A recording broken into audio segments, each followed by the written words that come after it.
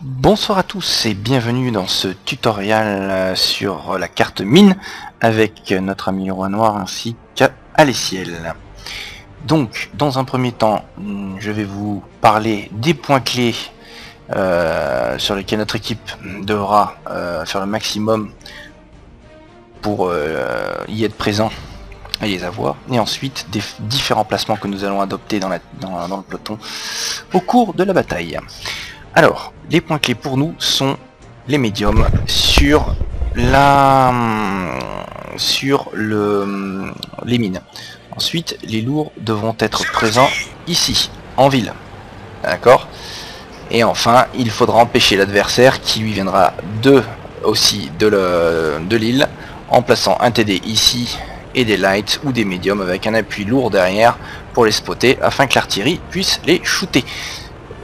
Important ici, de manière à pouvoir spotter et de voir la stratégie adverse et de pouvoir retenir ici un afflux massif de chars lourds. Donc, vous l'aurez deviné,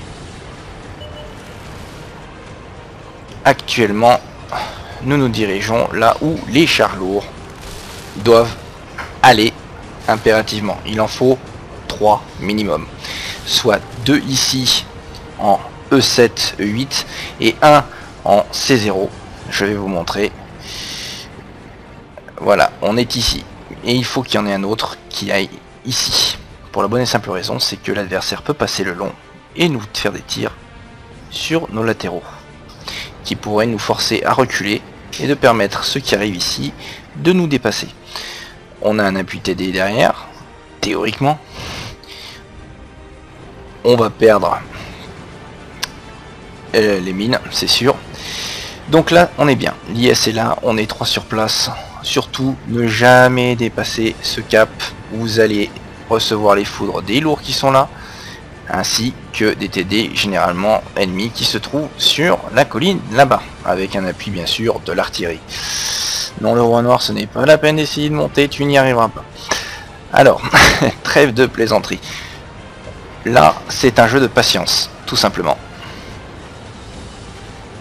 Là, il y a un light qui va essayer de pousser. Et voilà. Notre ami le roi noir va s'en occuper. Impeccable.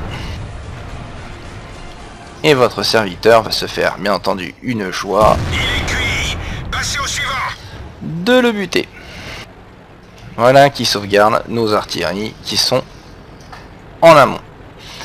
Là, l'adversaire perd patience. Erreur fatale. On est 3, il est tout seul. Ses camarades ne le suivent pas pour le moment. Il va se retrouver très vite à 50% de sa life. Voilà, ses camarades décident de venir l'aider. On a un appui de l'artillerie. On est 3. Et on focus. Voilà, impeccable. Vous pourrez remarquer que ça semble compromis pour nous en ce qui concerne les mines. Et que pour l'instant l'adversaire est largement fixé avec d'ailleurs un agglomérat trop important de chars à cet endroit là qui c'est complètement stupide, c'est une perte sèche de chars.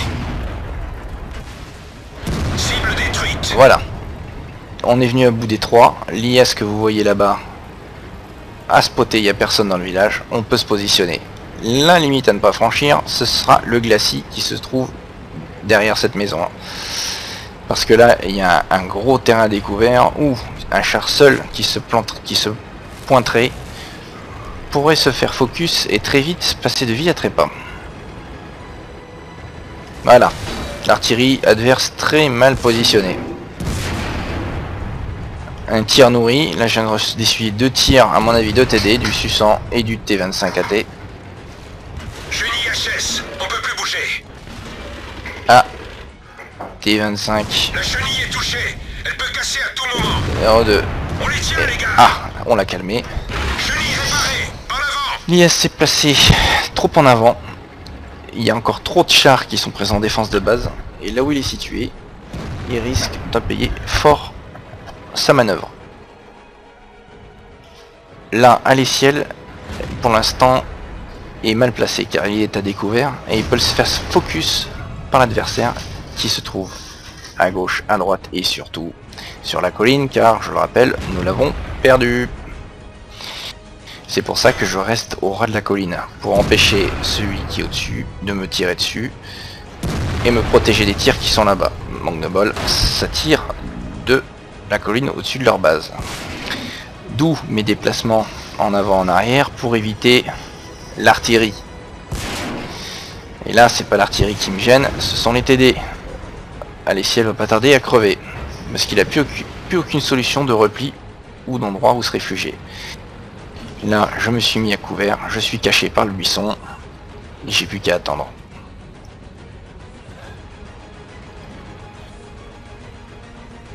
Donc là, vous avez très bien vu qu'en bas, il y avait trop de chars par rapport à ce qu'il y avait en face. Ils ont joué trop la carte de la défensive, alors que clairement, on avait besoin de renforts sur la colline.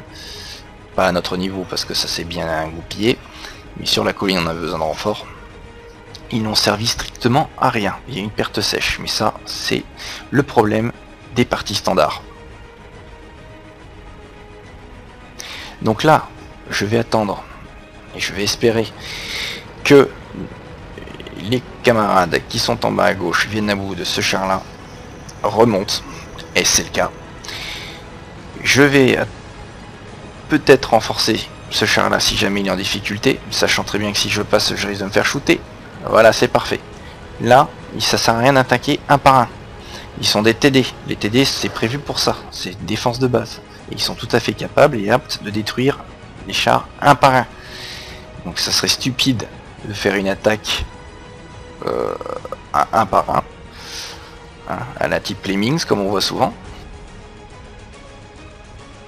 Donc moi, ce que je vous conseille, c'est d'attendre que tout le monde se regroupe, d'attaquer ensemble, afin de multiplier les cibles et d'avoir plus de chances de gagner. Là, le Tiger 2 a été trop gourmand.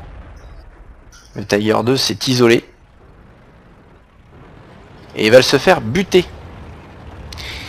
Comme tous les adversaires lui tirent dessus, j'en profite moi pour me rapprocher et d'avoir une solution de tir sur la colline. Donc je suis serein de ce côté-là. Le Susan va essayer de déborder l'adversaire.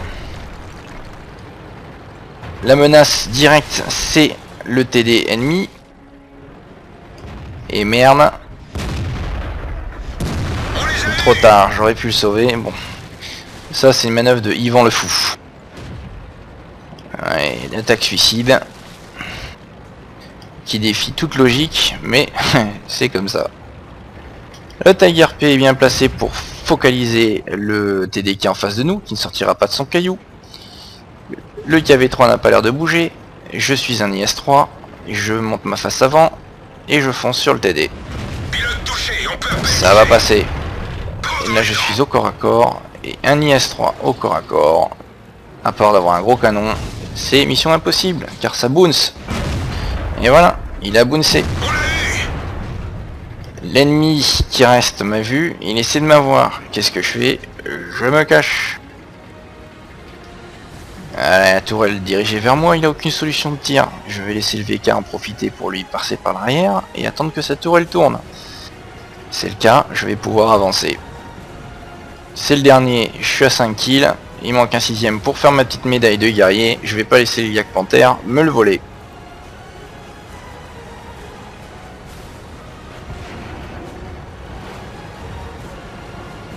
Allez, pour la postérité, c'est du vol, mais ça fait du bien. Et voilà. Eh bien écoutez, j'espère que cette vidéo aura été constructive, que vous aurez appris quelques petits trucs et astuces, et surtout, toujours les bons réflexes pour les placements des chars sur la map, et une bonne lecture quasi permanente de la minimap sont les clés pour réussir. Voilà, à très bientôt pour un nouveau tuto. Allez, ciao, bye bye.